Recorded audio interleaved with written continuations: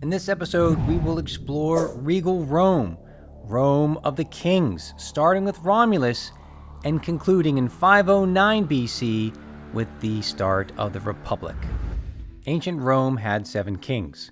Rome's regal period covers a period of time beginning with Rome's foundation, traditionally 753 BC, by Romulus, and concludes with the traditional date of 509 BC, marked by the expulsion of the last of Rome's kings, the Etruscan Tarquinius the Proud. Who were the kings? What did they do for Rome? How did they develop the city and its infrastructure? Were they successful? And what is the archaeological evidence for the period of Rome's 7 kings? We'll investigate this and more in this episode. We start with Romulus, Rome's first ruler. Traditionally, his dates are 753 BC to 716 BC. In our previous video on the foundation of Rome, we've talked about his birth and the foundation of the city. But we can see sites in Rome that are specifically attributed to his reign. The asylum, that space for accepting runaway slaves and passers-by to become part of Rome. It's the Piazza of the Campidoglio today on the Capitoline Hill. He created the Pomerium, a magical boundary around the city, in particular around the Palatine Hill, and associated with it is the Mundus.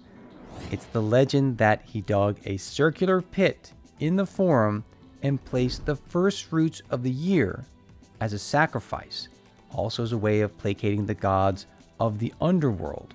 And the Mundus still stands in the Forum today in its imperial manifestation right next to the Arch of Septimius Severus. But tradition takes it all the way back to Romulus.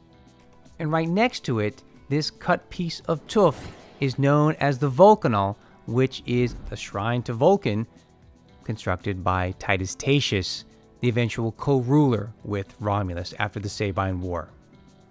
The rape of the Sabine women. This is a famous story told in the reign of Romulus. He needed women for his new city, so a festival was created in the valley that becomes the Circus Maximus between the Aventine Hill and the Palatine Hill. Maidens were stolen away, those that had come from outlying villages, including those of the Sabines. Afterwards, the Sabines go to war against the Romans. We can see this action, the rape of the Sabine women, in the frieze from the Basilica Aemilia in the Roman Forum. And as a result, there is a war, and the confrontation takes place in part in what becomes the Roman Forum before there's the Roman Forum. And that story is shown on this panel that is Augustan in date of the Lacus Curtius.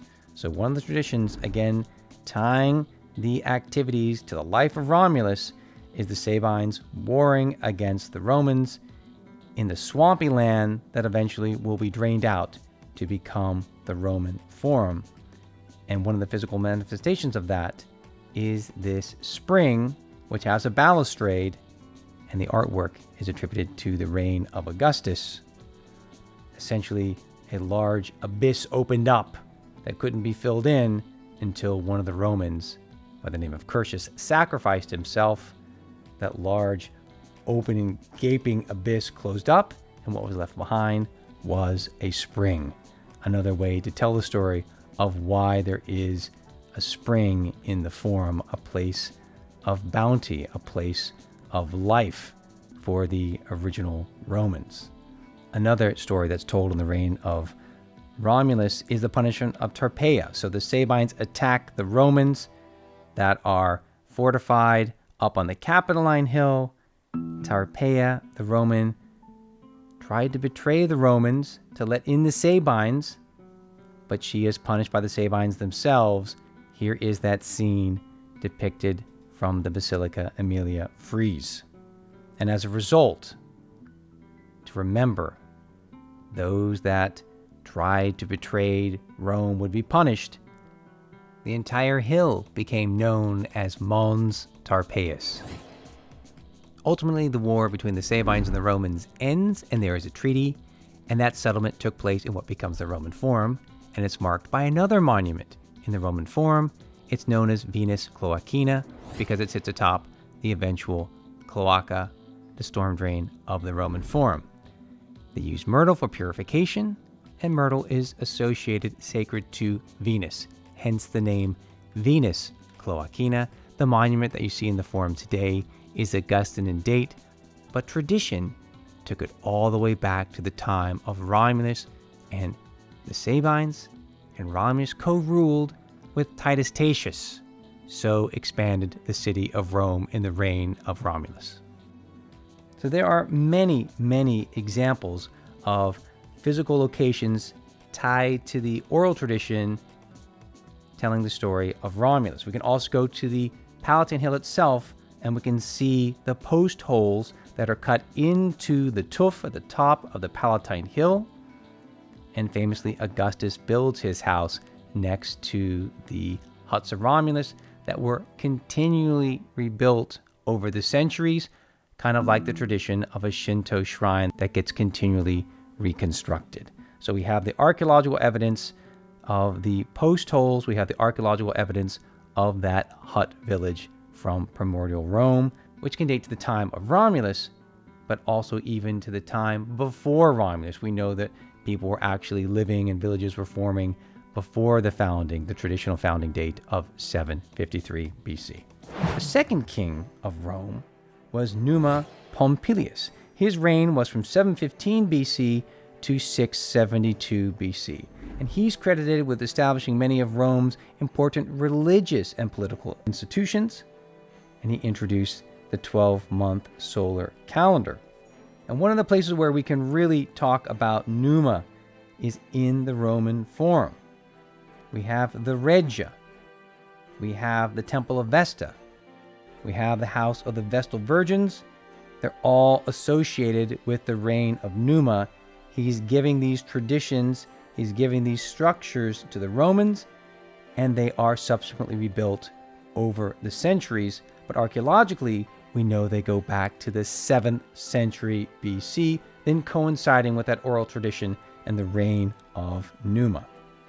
The third king of Rome, Tullus Hostilius, reigned from 672 to 640 BC, is credited with destroying Alba Longa and moving its population to Rome, as well as constructing the first curia in the Roman Forum, the Curia Hostilia. The next king, Ancus Marcius, was reigning from 640 to 616 BC. Famously, he defeats the Sabines, and famously, he founded Ostia. Then we have the Etruscan kings, starting with Tarquinius Priscus. He moved to Rome and was selected as the ruler from 616 to 578, leading Rome to victories over the Latins. He drained the Roman Forum, so he created that famous space.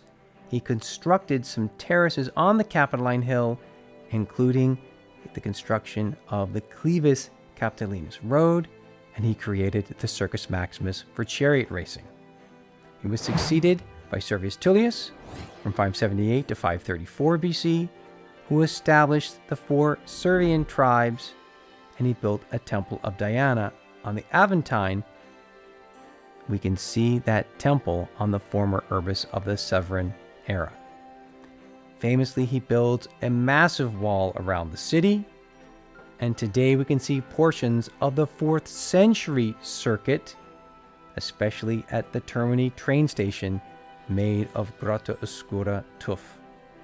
And finally, the last king of Rome, Tarquin Superbus, Tarquin the Proud, from 534 to 509 BC. He defeated a number of Latin cities and established Roman colonies, and is credited with building the large temple of Jupiter Optimus Maximus on the Capitoline Hill. He was ultimately deposed, and that led to the foundation of the Republic of Rome. The traditional date is 509 BC. We can also talk about primordial Rome looking at the archaeological evidence on display in the Forum Antiquarium, like these burials found beneath the pavement of the Forum. They go back to before the time that the Forum was used as a piazza. This is the so-called Dogliola of the second quarter of the 7th century BC. Here's a copy of the lapis niger. It's part of a series of dedications by the Comitium in front of the Curia, going back to the 7th century BC. This is a copy. This archaic-looking Latin is actually on a block of stone of Grottoscura that goes back to the 4th century BC, but the original inscription, this is a copy, the original inscription was much older. There's a votive deposit here from the Temple of Vesta, and this is the famous image of Hephaestus found in the so-called Vulcanol, dating to 570 BC. This terracotta plaque is from the Regia, dating to 590 BC. This is Etruscan Bucaro with the inscription Rex that you can just make out on it. It dates to the end of the 6th century BC. We can travel up to the Palatine Hill and we can admire this massive archaic cistern. We can also see at the foot of the Capitoline Hill the remains of the archaic phases of the temples from the so-called Sant'Ambobono sanctuary, dating to about 570 BC, from the temples of Fortuna and Monte Martuta. And finally, we can see these terracotta decorations from the original Jupiter Optimus Maximus of the Tarquins. There's so much more to say about Regal Rome. Thanks for joining us. Please look at our courses and online lectures. And this video was made possible from a grant from the Masciantonio Award.